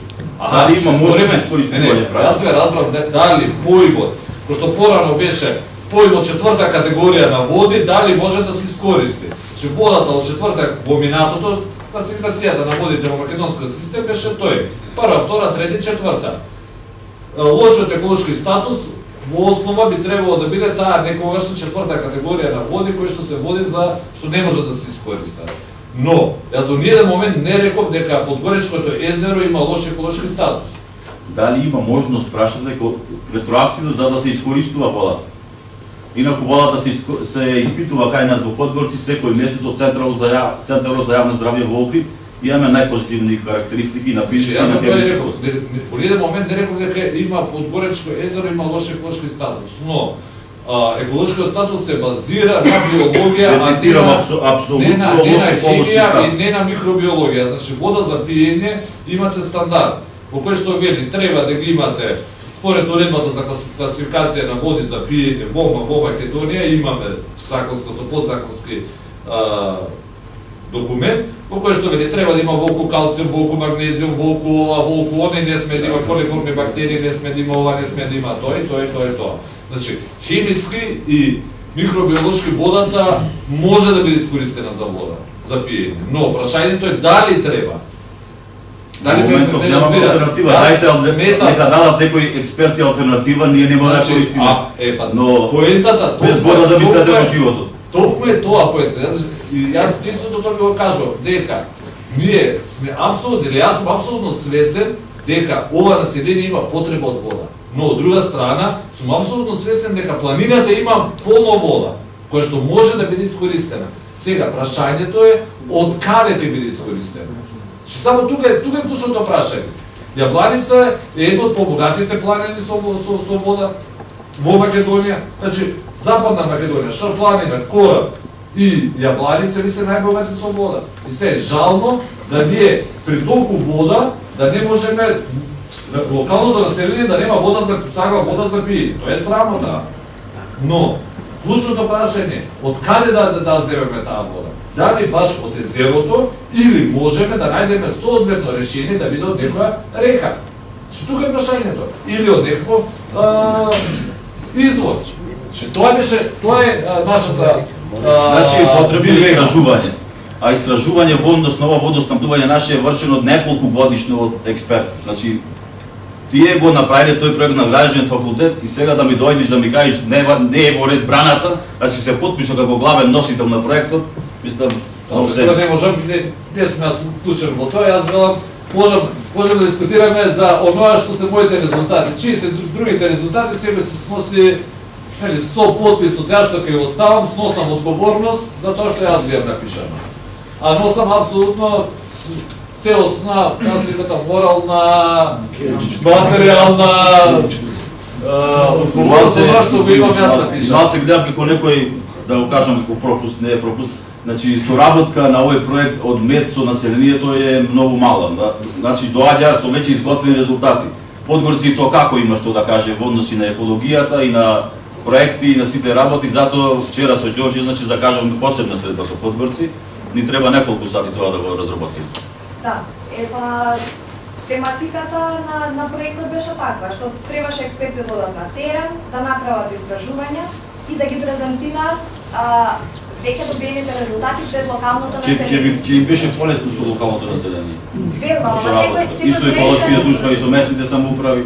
Може би, но секој проект е различен. Овој проект беше концепиран на ваков начин. Имаме и други проекти, ева например сега на Шарпланина, каде што прво се почнува со локалното население, комуникација прво со локалното население, да се објасни што е национален парк, што е заштитено подрачје, за да не добиваат луѓето негативен впечаток дека ако има национален парк, дека на нив секи им се забрани да се врши во тој национален парк, па потоа се прават научни истражувања, па пак се комуницираат овие истражувања со локалното население. Овој проект, за жал, или кажете како сакате, беше концепиран на овој начин и не мора да го спроведеме така како што ни е замислено предходно.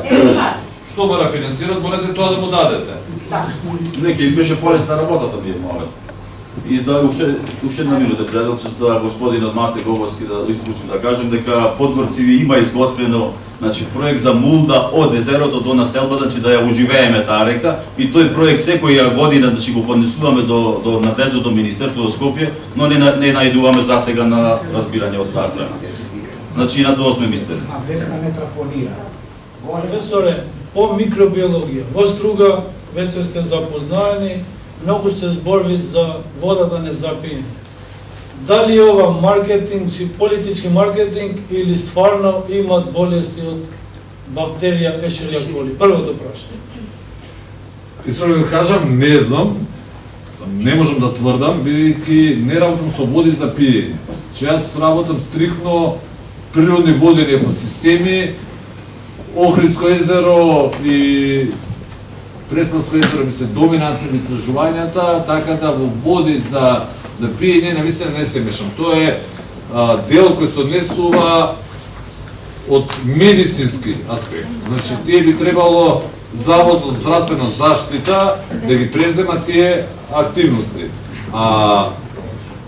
Главно, значи, одговорна институција за води за пиење во Македонија е Републички завод за здравствена заштита, односно соодветните единици на локално ниво. Искрено кажано не знам. Не можам да тврдам нити да, нити не, дали има Ешерихија Коли или не, бидејќи тоа не сум ни стручен, не сум ни компетентен, немам, стварно не знам. Второто прашање. Струга се изградени, пошто ве слушав, Струга се снабдува нарочито градот од изворите во Белица, горе. Да. Таму во 2009-10 се изградени мини хидроцентрали. Јас мислам, не сум експерт и јас во тоа насока, од кога се направени тие мини хидроцентрали, веќе водата во градот Струга е загадена. И второто, Струга се снабдува со азбестни цевки, господине Борисов. Пола Македонија е Половина од градот, од населението, пошто јас сум од друго село, се снабдуваат со азбестни цевки. Знаем, тоа е колку е тоа штета. Знаеме, но пак ќе кажем, тоа е обврска на и на локална самоуправа и на Министерство за здравство и на Министерство за шумарство, водостопанство и земјоделие. Во водоснабдувањето генерално влегува во рамки на Министерството за земјоделие, шумарство и водостопанство. Навистина не би можел да тврдам дека проблемите со водата за пиење во Струга се резултат на мини централите. Во таков случај се менува хидролошкиот статус на одреден сегмент. Но проблемот со малите хидроцентрали е тоа што имаме, еве например, ако земеме и од на Пелистер, например, тие рекички во текот на летото немаат доволна количина на вода. Беличка река сепак е значително поголема и навистина прекрасна река, едно од најубавите, Беличка река според мене е една од најубавите реки. Значи знам каде е токму каде е системот за наводнување, едни прекрасни водопади, навистина едно од најубавите места на Јабланица. Но на таков начин не се менува со градењето на хидроцентралите, не се менува хемискиот состав или микробиолошкиот состав на водата. Се менува само хидрологијата. Значи во одреден регион од моментот од кога што се зема водата до турбината, од тој сегмент немате вода или имате многу мала количина, но истата вода од хемиски аспект повторно се испушта во реката. Така да проблемот со малите хидроцентрали, што барем оној принцип што ние ги градиме, не со брани туку со цевко води, е тој сегмент од прилика околу километар 2, кај што се нарушува континуитетот на реката. Односно, од биолошки аспект, рибите, например, ако постојат, тие во тие километар и пол не може да мигрираат и не може да ви се размножуваат. Тука е клучниот проблем. Но, ако ги прашате хидролозите, они ќе ви речат има многу малку риба, а имаме потреба и од вода, имаме потреба и од струја. Во тој случај кост-бенефит вели подобре да имаме струја отколку да имаме риби. И во таков случај велат не се променува хемискиот состав, не се променува микробиолошкиот состав, може да градиме. Еве, значи ова слика ви е ова тука бевме на Јабланичка река во баш долниот дел кај што се гради мини хидроцентрала. Значи баш еве фотографија како тоа изгледа таму. Искрено кажам, не можам. Водата за пиење е сосема друго подрачје на кое што јас не сум компетентен, не сум лекар. Првото прашање беше и пак моје мислење, поче политички маркетинг да профитираат тие фабрики што произведуваат вода за пиење, него второ. и пред 2010 вода пиевме, немаше ова болеста многу. Во селата да, и нарочито, Струга имат современ резервоарни бази. Јас само се чудам. Значи, проблемот со флашираната вода, денеска се избегнува веќе флаширана вода, затоа што во пластиката има материи кои се растворливи и кои што предизвикуваат нарушување на половиот статус, односно појава на хермафродити. Односно, во Западна Европа имате до 80% хермафродитни риби во реките. Кај нас немаме такви истражувања колку, например, риби во река Вардар, имајќи предвид, како главен реципиент на примател на сите отпадни води, колку од рибите во река Вардар не се хермафродити. Еден дел од нашите колеги најдоа. Значи, ните мушко, ните женско. А тоа е резултат... Проблемот е тука што вие ги имате рибите, сега, но тоа не може да се разложува. Значи, за 5 години таа ќе умре. Нема да остави потомство. Значи, вие за 5 години, 10 години ќе ви изумрат рибите. Вие во моментот ги имате, ама после 10 години ќе ги немате. Вие ќе немат помладок. А тоа е резултат на, особено, значи, постат научни податоци кои велат онаа зелена пластика е била најголем проблем за полово... Да.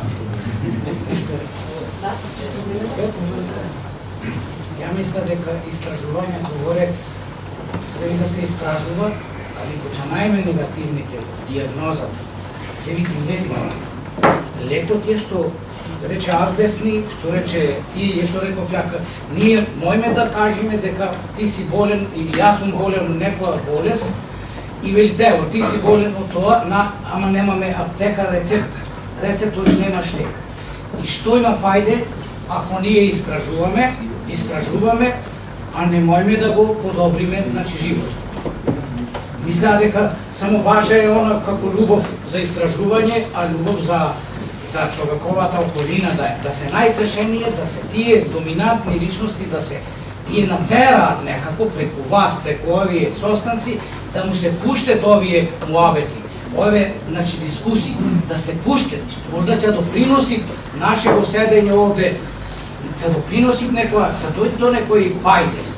Затоа мисля дека да не остани само вашата презентација на вашата работа, окей, супер, одлично, ја е следем, вашата работа е следем. А што само ако истражуваме, а не одиме на лечење на проблеми, тоа треба да најме решение. Можда не е во домет на овој собир на ова што го кажувам, али треба да се стави во точка, тие еколошки друштва да го стават во точка и да го таму адресира и да викаш и в парламент и не знам каде, да урла, зашто вистина сме во тешка ситуација. Во тешка ситуација. Децата ни се секој ден болни. Секој ден болни ни се. И никој не прашува.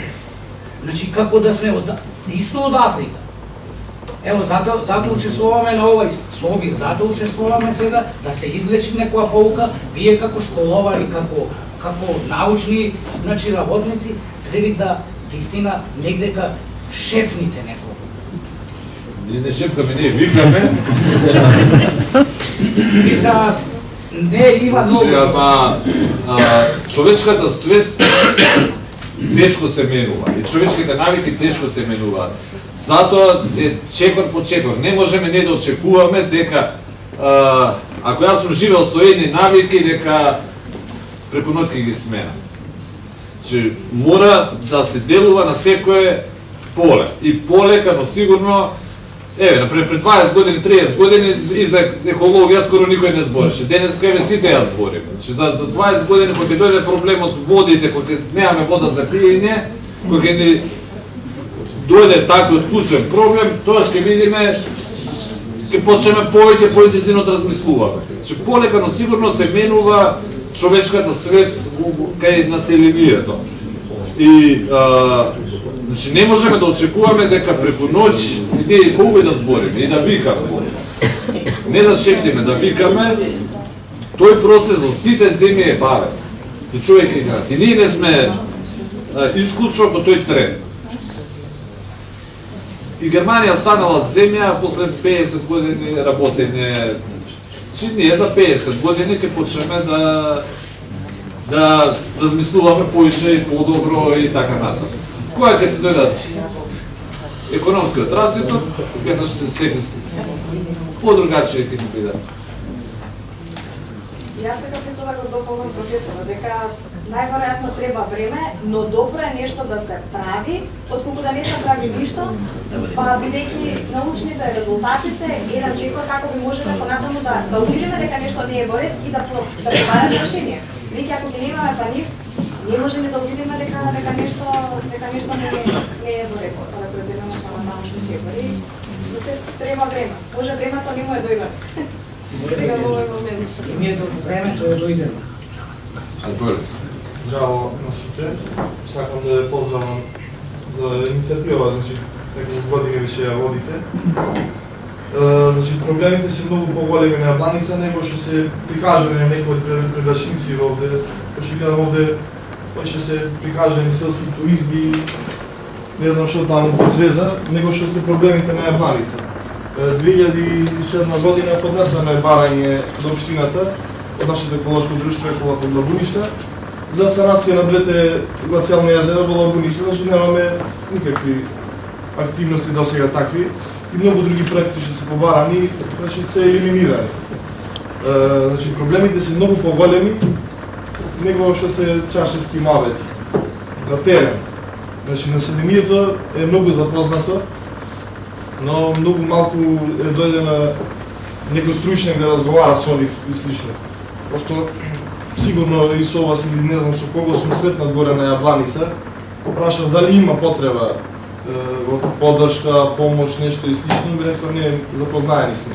Значи не може некој да е многу повеќе запознат од никако население што си ги имаме проблемите.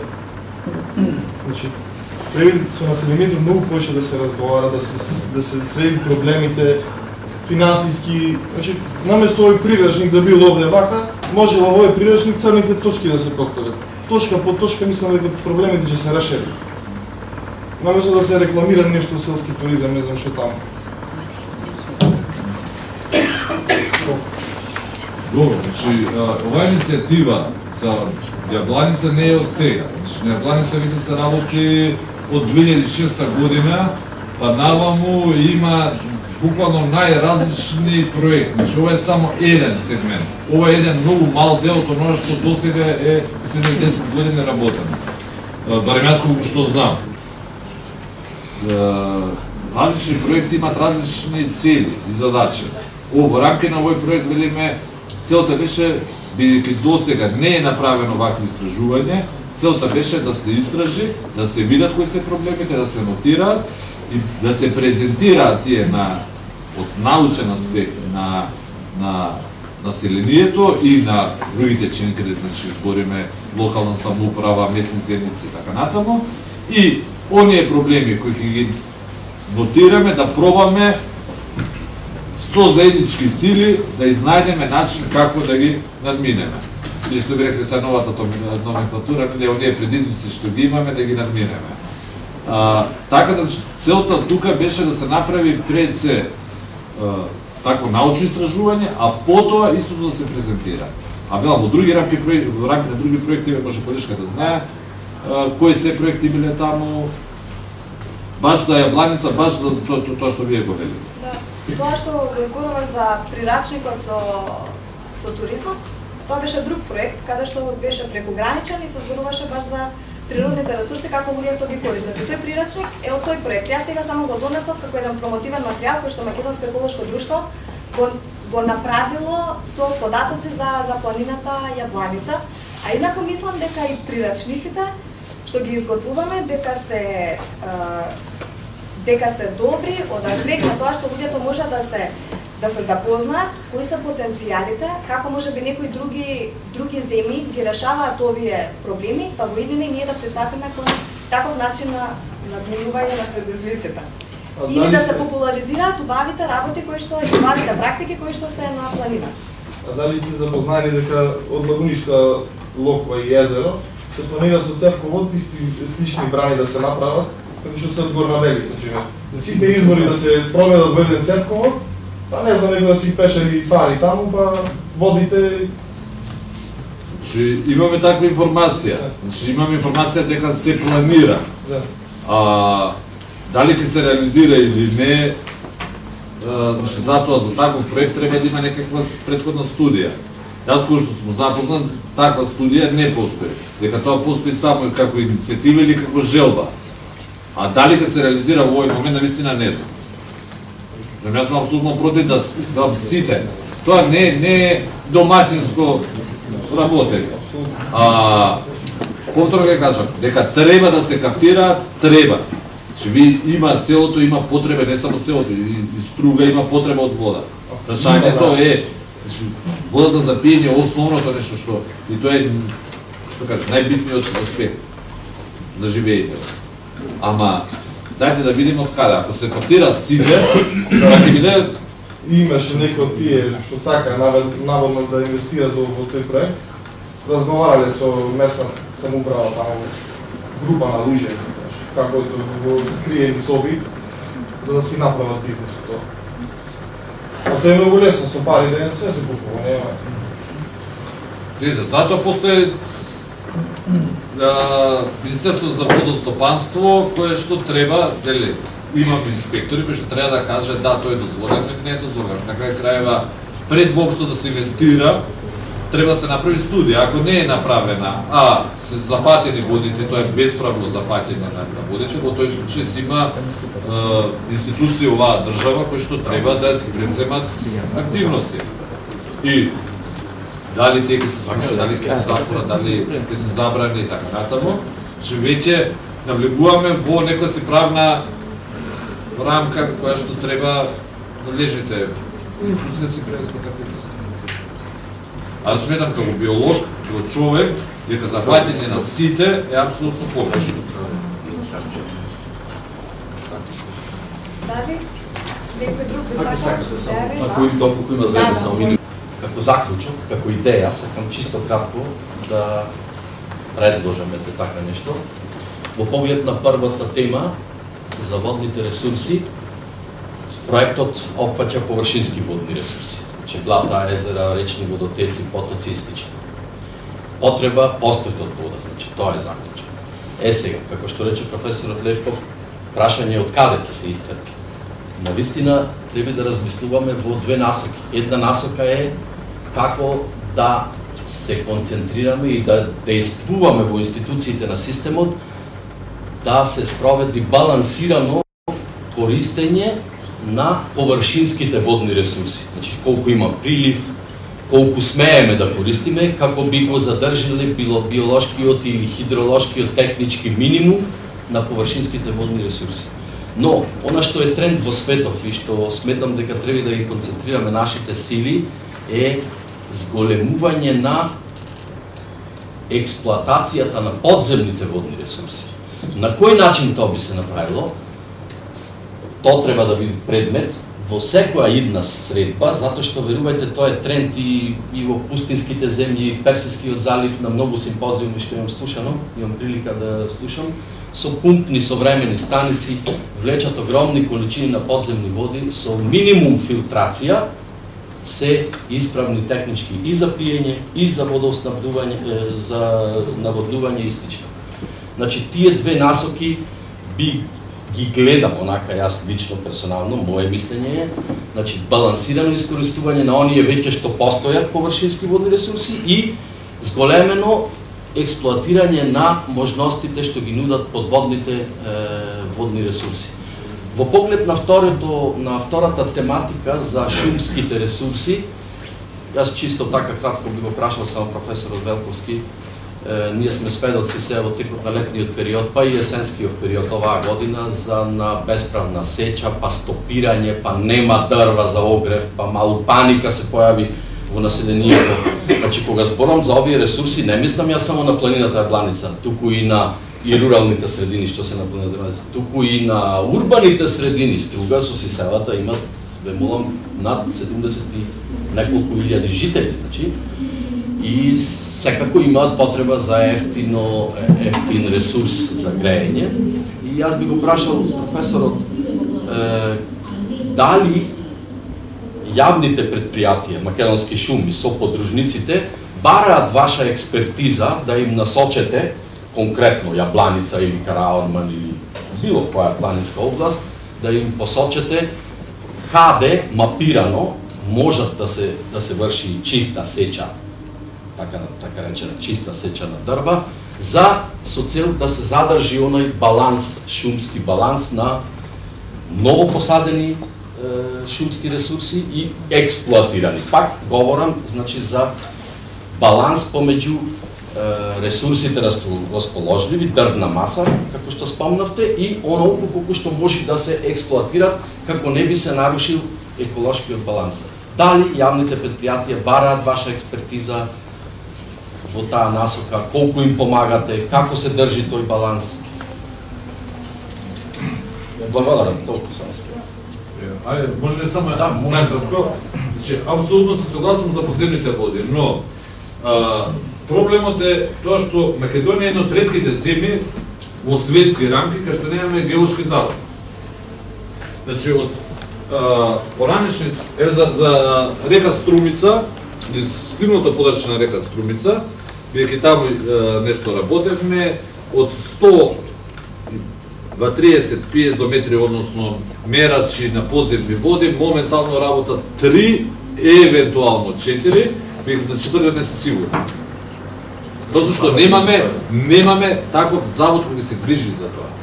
Јас сум апсолутно сигурен дека податоците кои што ги има тој завод правено 50-тите, 60-тите, 70-тите, тоа било држава во држава. Тој завод, и тој е најзначајниот завод за една или институција за една држава.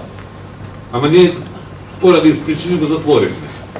И така да ние последниве 20 години реално немаме никакви истражувања на подземните води. Ние реално во Македонија не знаеме колку имаме подземни води воопшто.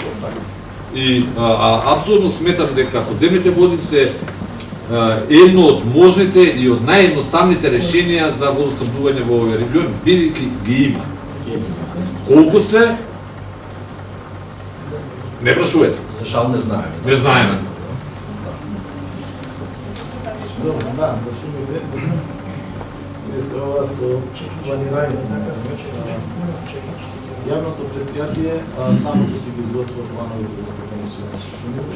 Порано, имаше еден завод кој што беше специализиран за изготвување на посебни планови за стопанисување со шумите. И он ги изготвуваше, а корисник беше јавното предпријатие. Шумарството на това јавното предпријатие од 98 година на. Тие понад после го доставуваат до Министерството, каде што има лицензионска комисија и ако гледа и го добро. Нас не е слушуваат, значи не е учествуваме во изготвувањето на тие планови. Значи кругот е тој самите се го изготвуваат, во Министерството комисија го рецензира и добиваат согласност. Понатаму на терен они го имплементираат надзор на имплементацијата на мерките и она што е предвидено во планот го врши шумарски инспектор. Значи, она што можам да кажам дека тоа што го работи предпријатието, целата поставка законски е покриена. Значи, ги тргнеме тие бесправни сечени, нити не се покриени законски нормално нелегална активност. Сега другото, стручното прашање, дали треба, дали толку треба, дали ич не треба.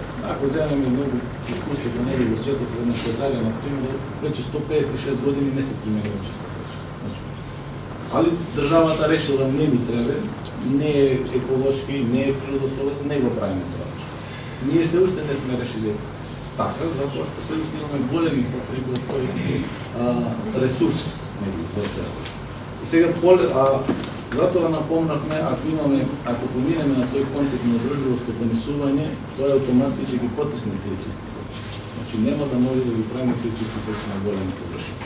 Значи мора да ги минаваме за еколог. Значи ние мора да се престроиме. За прашање на време кога ќе бидеме доволно моćни. Значи јас напомнав дека ако побрзо дојде гласот, значи ќе имаме многу поевтин енергенс, многу поеколошки и ќе се намали притисокот на сеча на шумите. Значи, али тоа е процес. Во време. Да, ако се применат овие мерки, една од негативните страни е тоа што може да се зголеми цената на шинење на метар кубен дрва. И онда, што е сега во овој момент поприфатливо? Добро бита на населението versus природата. Така да веројатно во овој момент поради нашата реална економска система во која се наоѓаме, веројатно многу е поедноставно да идеме со чиста сече, да бидеме поевтини огремно дрво, отколку да идеме со применети мерки, па што ќе зголеми за 30-50% цената на огремното дрво. Така да се е некој баланс, има своја предност и своја негативност. Не можеме да гледаме само се е црно или се е бело. Прашале некој кој е најдобар лек, кој е оптимално решение, кој е зашто е.